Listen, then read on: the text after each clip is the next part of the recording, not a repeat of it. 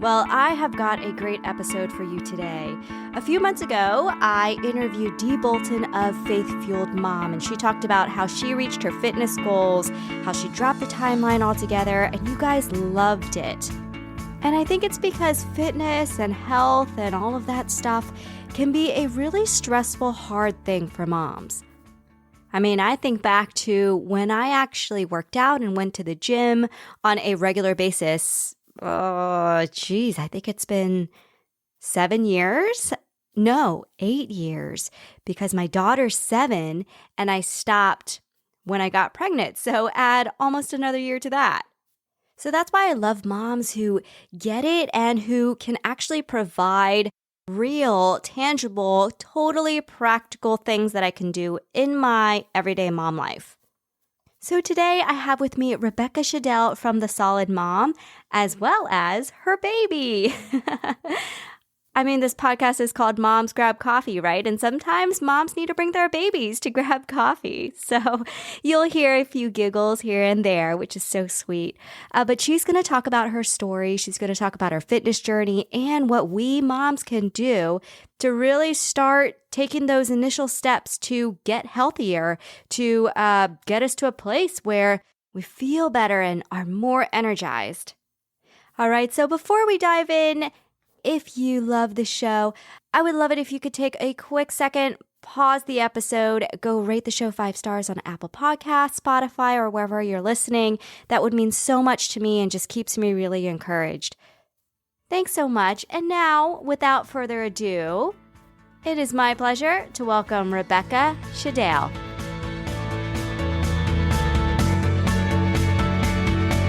Well, Rebecca, thank you so much for joining Moms Grab Coffee. I'm excited to talk about this topic because we all know it's important to take care of our bodies, but doing that often falls to the wayside with mom life, right? We're just talking about how this interview needs to fit into mom life. So when it comes to fitness, health, taking care of ourselves, I think it usually falls to the bottom or near the bottom of the list, whether we like it or not. So I'm looking forward to learning more about your story and how you've been able to incorporate honoring your body in a godly way while momming. So let's start with this. Tell us a little bit more about yourself. Well, hi, I am Rebecca Schadel, a mom of 4 wonderful home birth children. They all just had birthdays, so they are 10, 8, 4, and 4 months. We have 3 pets. We have 2 cats and a 7-month-old bull mastiff puppy who is turning into quite a large monster.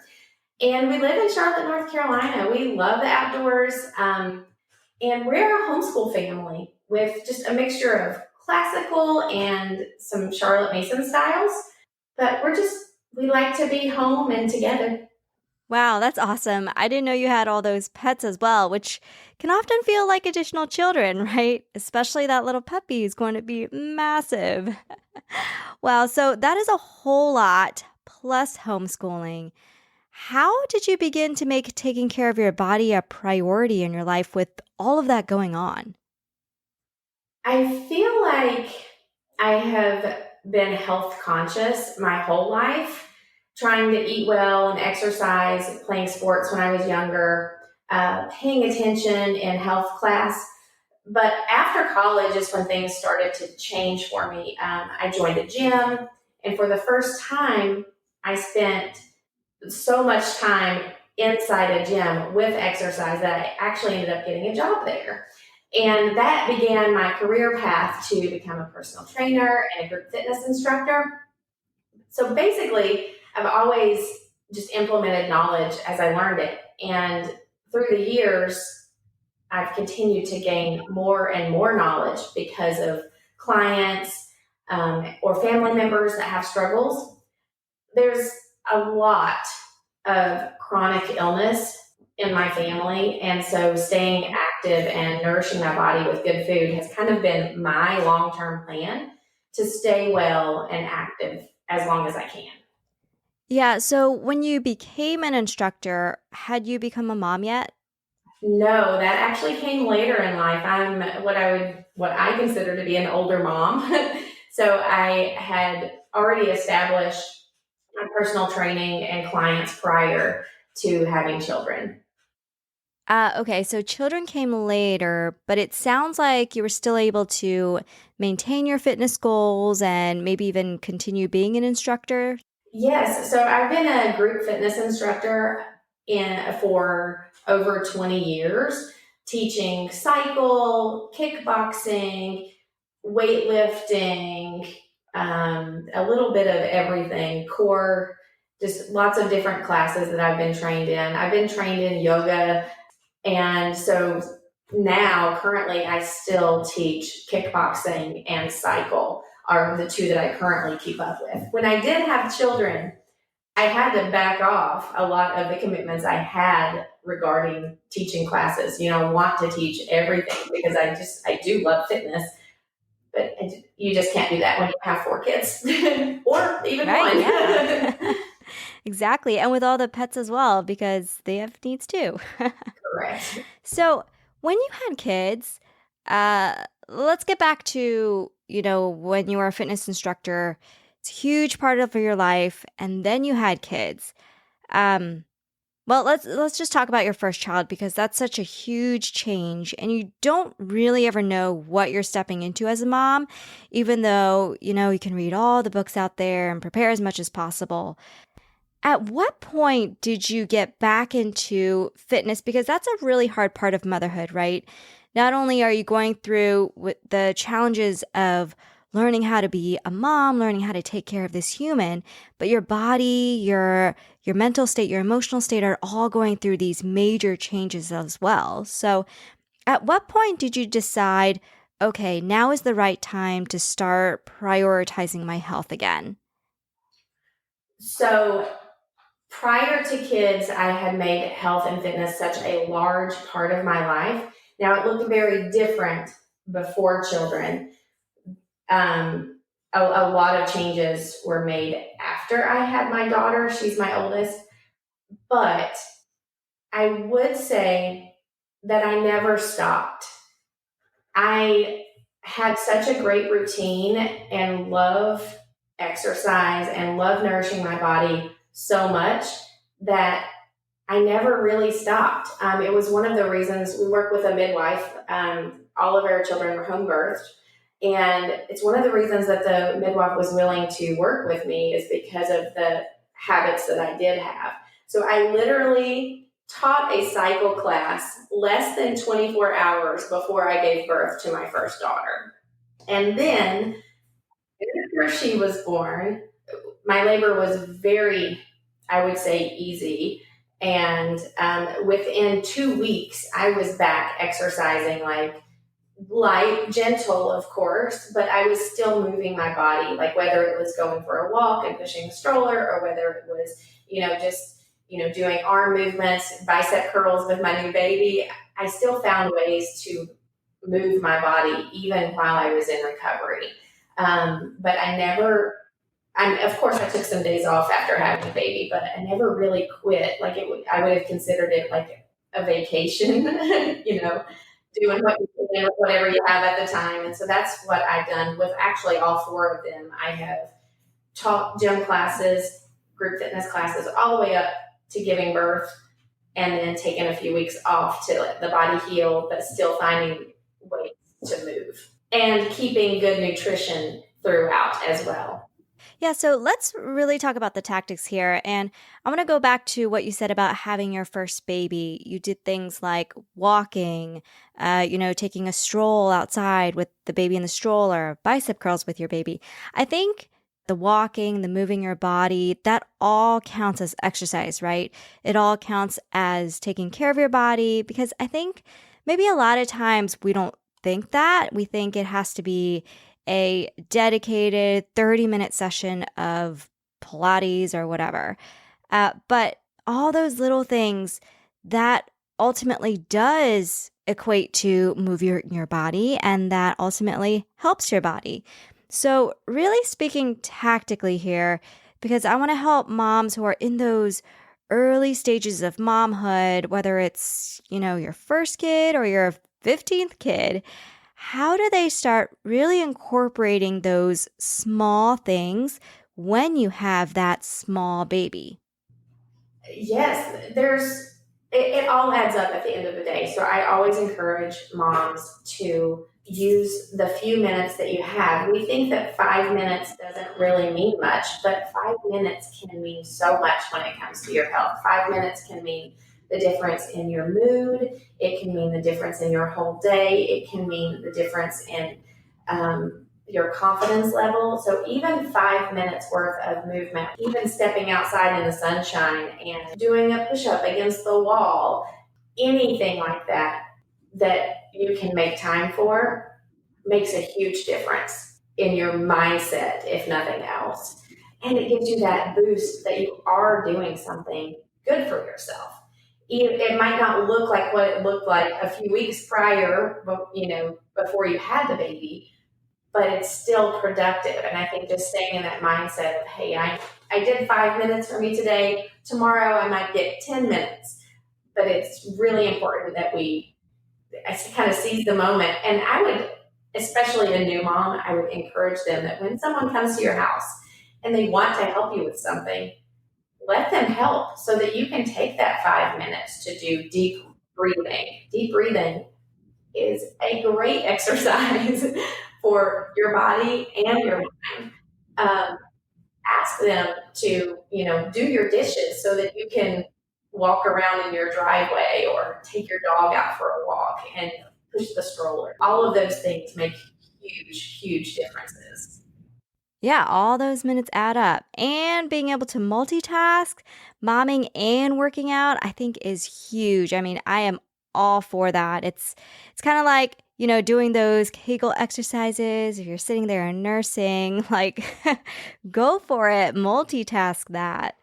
And the whole idea of micro workouts is really something I've included in my life recently because I was at a point where I couldn't find time to work out and I was struggling. Just to find 30 minutes or, frankly, I didn't want to do it at the end of the night. I was too tired. So taking care of, my body, 5 minutes here, 5 minutes there, or even, 60 seconds of jumping jacks.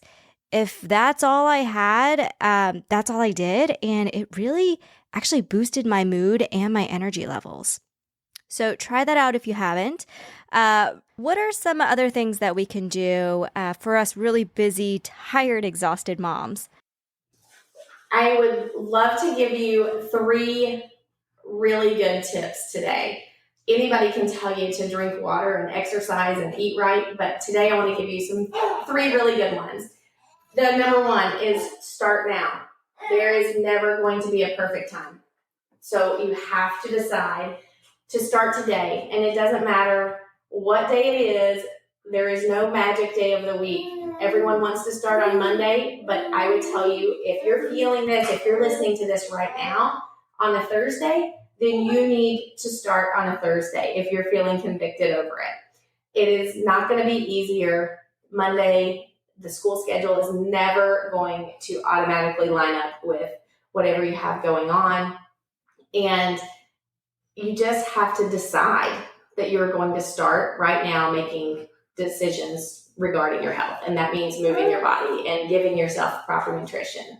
And then tip number two, I would say, is start slow so that you're not too sore. Instead of running out and joining the local gym and committing to, a boot camp that's 5 days a week, I would say just pick 2 days out of the week this week to exercise. Whether that's 5 minutes, 10 minutes, or 20 minutes, choose 2 days and commit to those 2 days only. Just decide what day you're going to exercise, what time you're going to do it, and what you will do. Will you go for a walk? Will you ride your bike? Will you do body weight exercises at home? Will you dance around your living room? And put that on your calendar. You don't want to miss it. So put it on your calendar. And after a few weeks of showing up consistently, you can add a third day if you'd like. And you'll just repeat that same process until you find the routine that actually works well for you. And then my very favorite small thing that you can do is what I call making a big dent. And if there's anything that I've learned since becoming a mom and working with moms is we are always taking on too much. We want to start better nutrition habits. So we go to the store, we buy 2 weeks worth of groceries, we come home and we try to prep for 2 weeks worth of meals. And then 14 hours later, we wonder why it's in the fridge and it's just nothing looks tasty anymore. And then half of it goes bad. So take a look. I want you to make a big dent, and I want you to take a look at where the biggest dent can go in your nutrition. What does your current routine look like? Are you really good at breakfast, but you fall off by dinner? Do you lose it at lunchtime, and you have a great breakfast and dinner, but your lunch goes down the drain? Or do you start the day with a really sugary cereal and a donut? Where can you make the biggest dent? And commit to making a small change there, just 2 days in the week.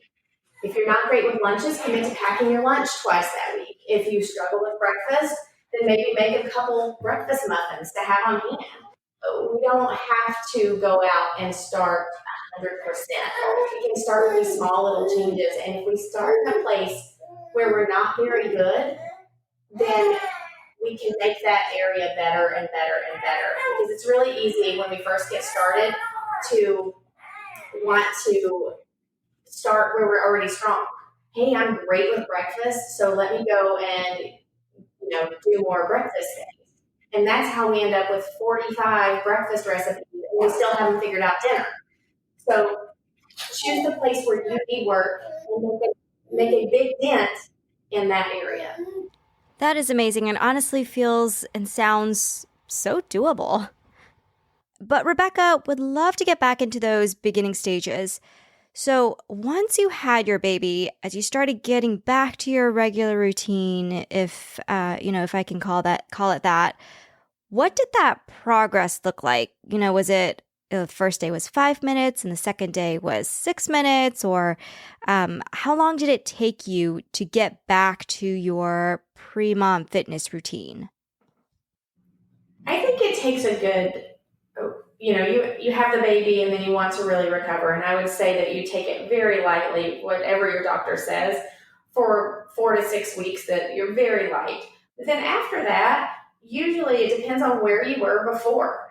There's a good 6 weeks after that recovery period where I feel like things just aren't in the places that they need to be. Things feel a little bit harder. Everything's still kind of squishy, like you're trying to re-find the abdominal muscles that keep us safe. And so I would say that there's a good 6 weeks of taking it, getting back into it, re-finding the muscles. And then after that, you can start, or I found that I could start to challenge myself after that 6 week mark. I could push back into, really use my determination. Whereas before, I kind of had to pull back, knowing like I could hurt myself if I don't, relax a little bit, if I don't calm down, because I'm very much a go-getter with exercise.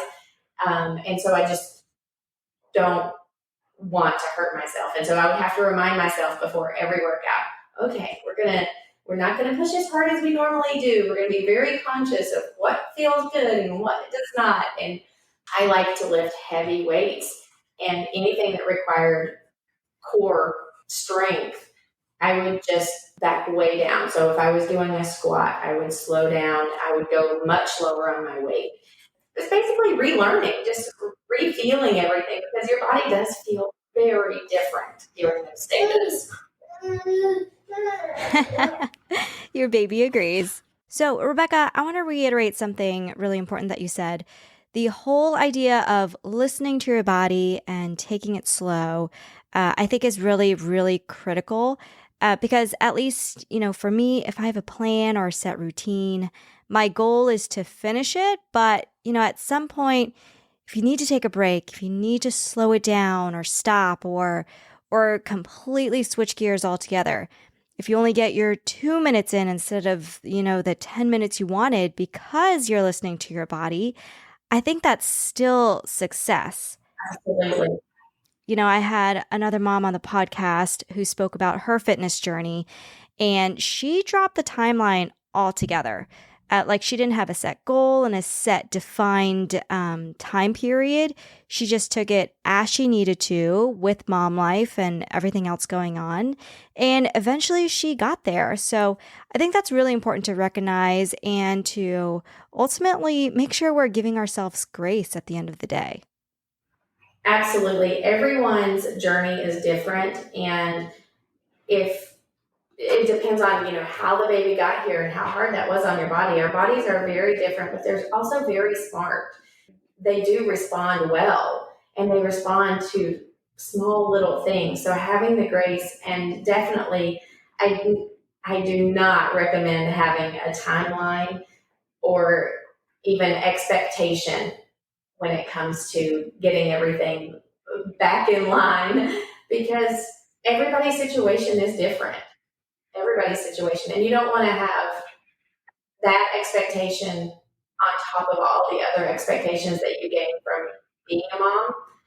It's best to remind yourself that you're doing the things, and consistency over time is what makes the difference. So small steps make huge impact. Yes, 100%. So let's talk about the purpose, because the purpose of why we're taking care of our bodies can put us in the right mental state, the right emotional state when we're approaching health and fitness. So when it comes to the reason why you're taking care of your body, you did mention there's a lot of chronic illness in your family, but there's also a much larger purpose when we look at it as Christians, right?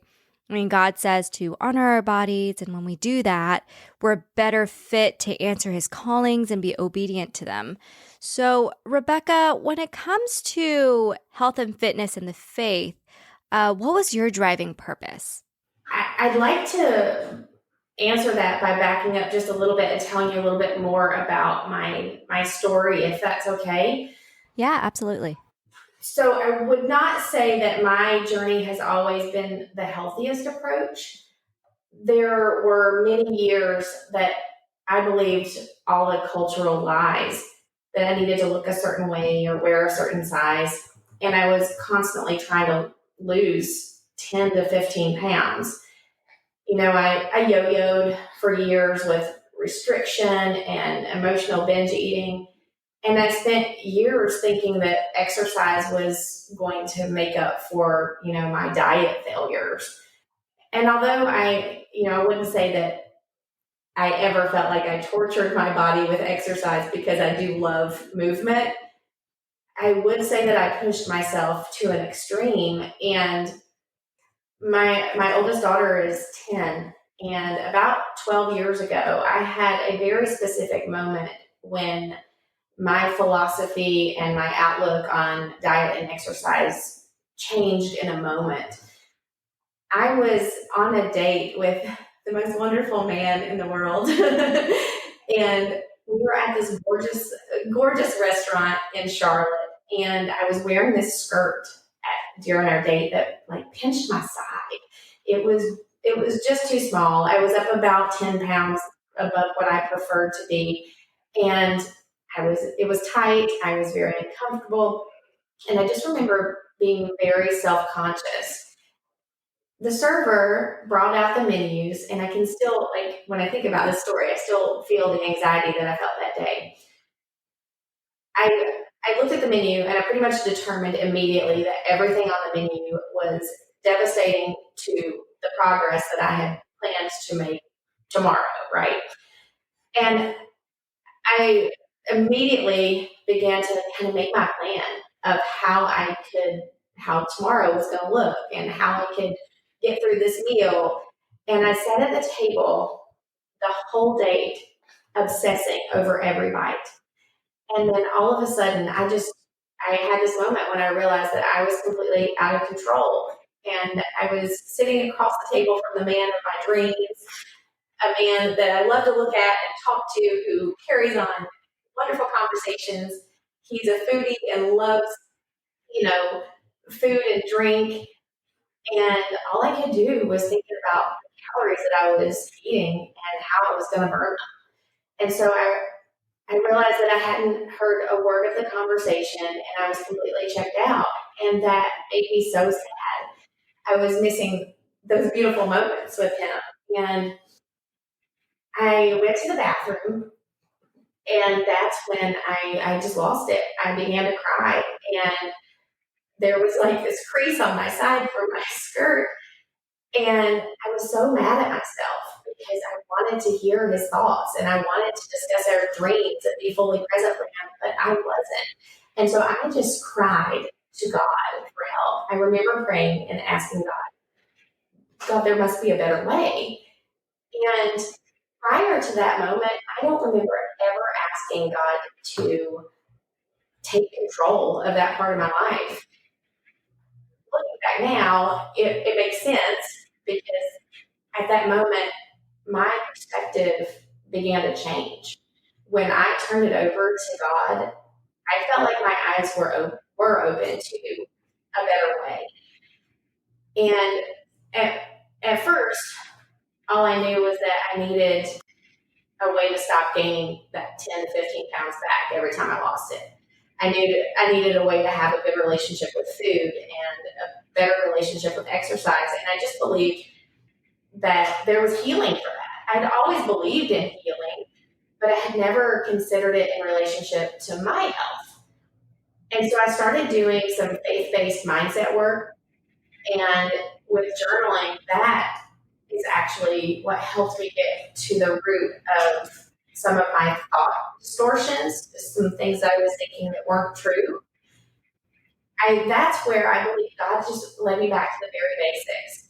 And that was, how can we love and respect the Creator if we don't love and respect His creation?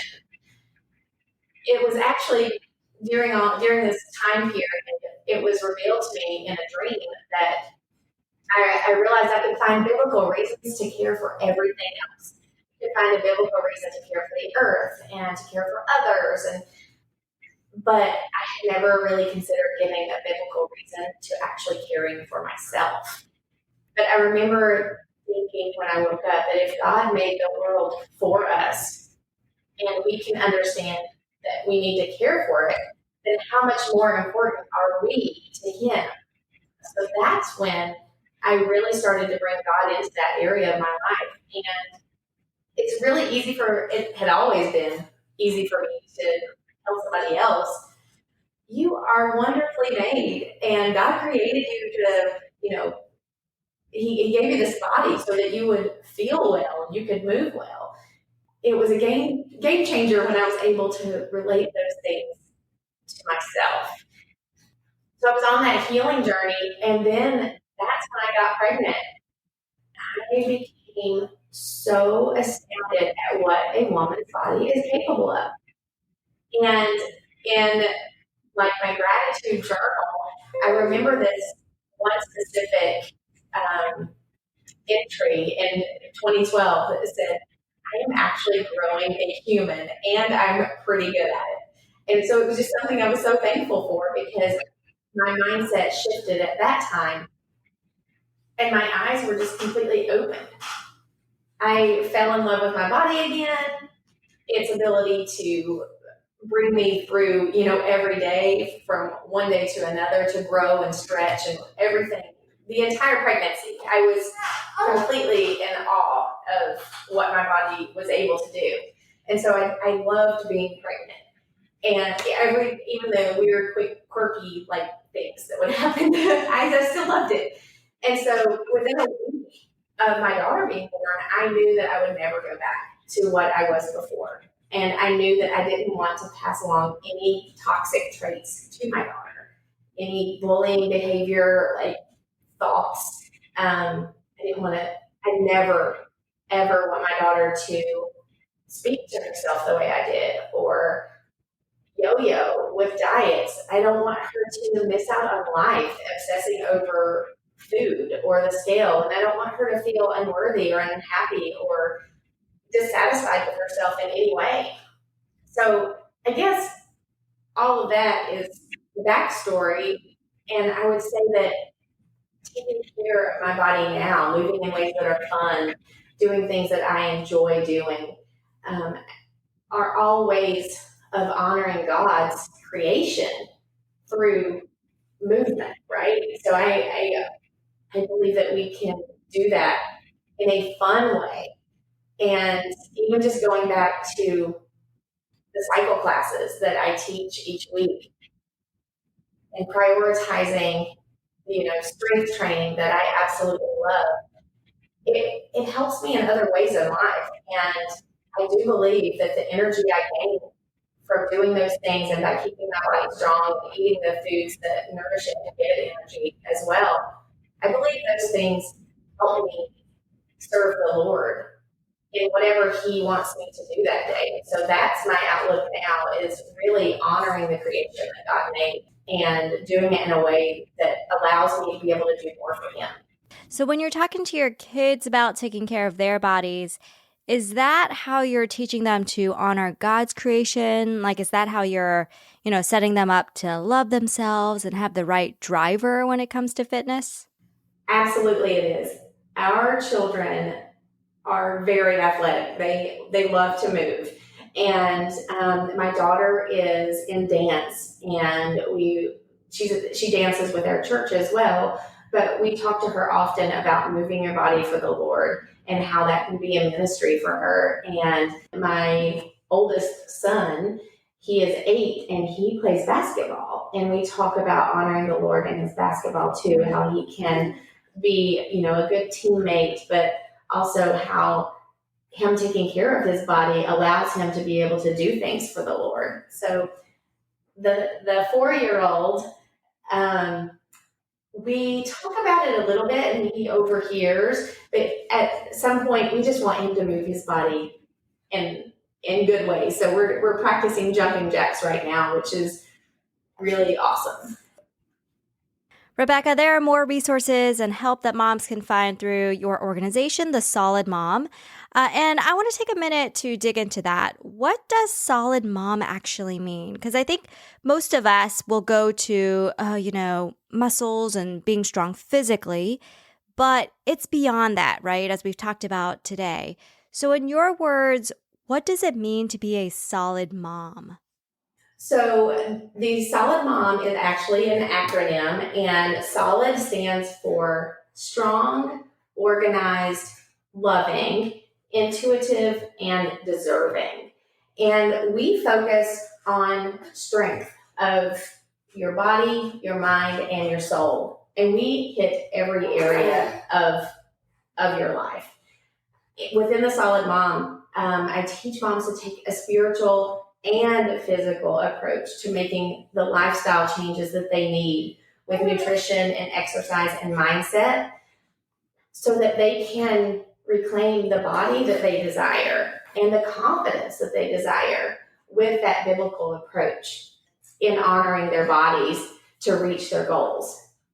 And the ultimate goal is to get these moms off of the diet roller coaster by creating habits that actually do honor the Lord and honor your body forever.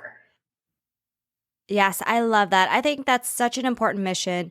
And the fact that you're taking a biblical approach, I mean, this is not about vanity. This is not about getting into that swimsuit or the next pant size.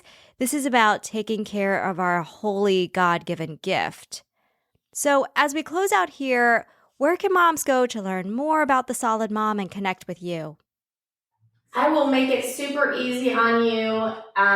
You can just go to my website, www.thesolidmom.com. And if you go there, you can get a ton of free resources for moms there. You can actually sign up for my email list. And that's really the best place to hear about all the newest things that I've been learning, where you can get the updated information on health and wellness and what I believe God is doing in those areas. So yeah, the www.thesolidmom.com. And if you would like to email me with your story, or if you ever have a question, you could also send an email to Rebecca@thesolidmom.com. Amazing. And she's been through it all, moms, a number of times. So go check her out at The Solid Mom. All right, my friend, I hope you really enjoyed that episode and you start incorporating those little small things to get a little healthier, a little stronger, a little more energized. Okay, so before we close out today, make sure you are following the show wherever you are listening because I've got some great guests coming up. We have Mel Hashi from the Strong Family Project who's going to talk about how do we actually go about creating that strong, unshakable family foundation. We also have the Redeemed Reader team who's going to talk about children's literature. Maybe you've watched a video, read an article about things that might be a little bit concerning when it comes to children's literature in public schools and libraries. So they're going to talk about how they support parents within that space. And then if you're in that situation where, your child brings home something really questionable from school, how do you navigate that? They've got some really, really great advice there. So make sure you're following the show so you don't miss any of those episodes. And with that, my dear mama friend, I hope you have a wonderful, beautiful, blessed week. And I'll catch you again next time for a cup of coffee with a side of faith, wisdom, and hope.